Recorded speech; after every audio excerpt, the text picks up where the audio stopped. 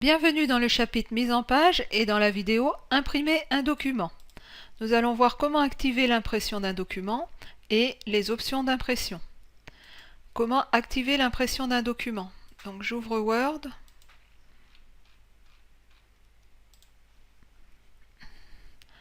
J'ouvre le document qui se trouve dans les ressources de cette vidéo et qui s'intitule enoch.docx. Donc la fonctionnalité d'impression pour l'activer, c'est dans l'onglet Fichier et ici dans la rubrique Imprimer. Et donc cette fenêtre permet d'imprimer moyennant d'avoir une imprimante définie. Alors vous pouvez imprimer soit sur une imprimante physique, soit éventuellement d'imprimer dans un fichier PDF. Donc a priori vous êtes en mesure d'avoir toujours une imprimante de disponible, soit physique, soit à travers le PDF. Alors nous allons détailler les options d'impression. Alors les options d'impression, il y en a un petit peu. Donc tout d'abord ici on a la possibilité d'imprimer plusieurs copies, donc voilà, en incrémentant ou en saisissant le nombre directement. Donc ça c'est une chose. On a la possibilité ici de choisir l'imprimante que l'on veut pour imprimer le document. On a accès aux propriétés même de l'imprimante, donc qui sont particulières selon les différentes imprimantes. Et ensuite ici on a différentes options que sont donc soit d'imprimer toutes les pages du document, soit d'imprimer la page active, soit une impression personnalisée, donc en entrant le numéro des pages ou des sections ou des plages spécifiées. On a la possibilité d'imprimer le descriptif du document, donc de la liste des propriétés telles que l'auteur, le titre, etc. Et de pouvoir également imprimer les marques de révision s'il y en avait sur le document. On a la possibilité d'imprimer les pages paires ou les pages impaires uniquement. Donc ici, si je rentre des numéros de page, Word va imprimer uniquement les numéros de page que je vais avoir rentrés. Alors, à savoir que pour mettre une suite continue de pages, je mets le numéro de page tiré et la page de fin de ma plage que je veux imprimer.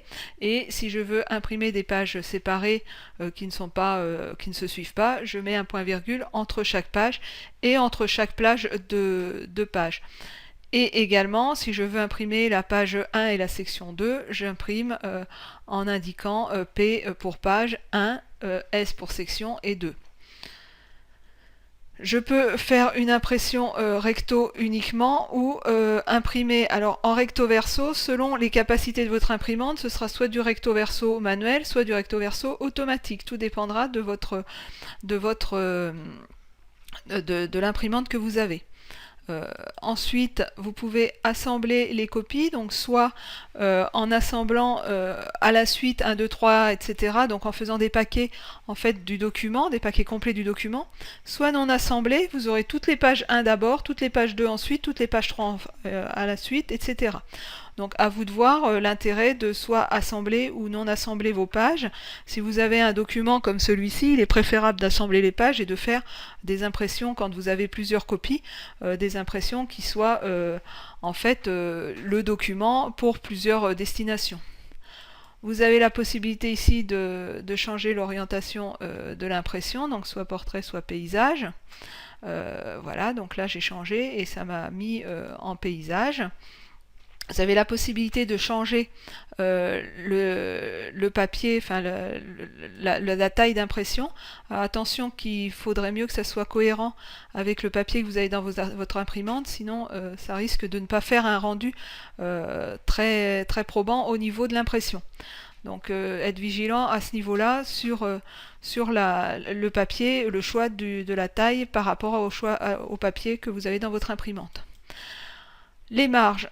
Donc là, si vous mettez des marges personnalisées trop petites, au moment de l'impression, Word va vous dire que les marges peuvent sortir du cadre de l'impression.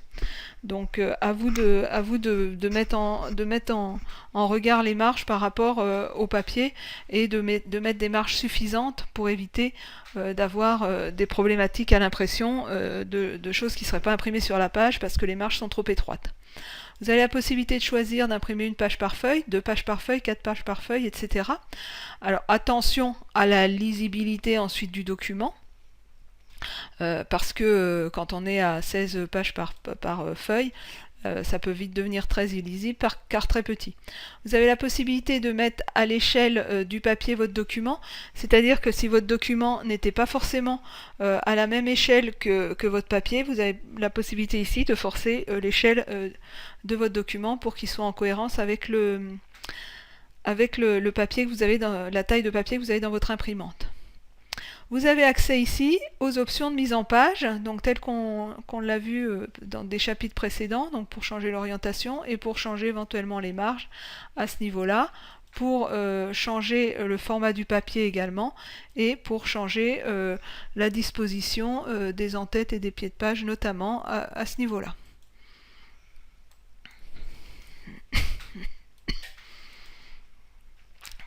Qu'avons-nous vu dans cette vidéo? Comment imprimer un document, donc comment accéder à la fonctionnalité d'impression, donc par l'onglet Fichier, et ensuite la fonctionnalité Imprimer.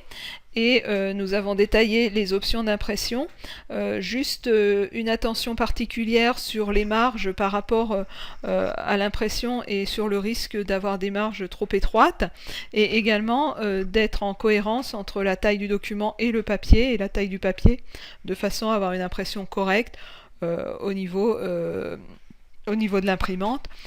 Également, le recto verso peut être défini, mais à ce moment-là, vigilance quand une imprimante ne fait pas de recto verso automatiquement, de bien gérer le recto verso manuel.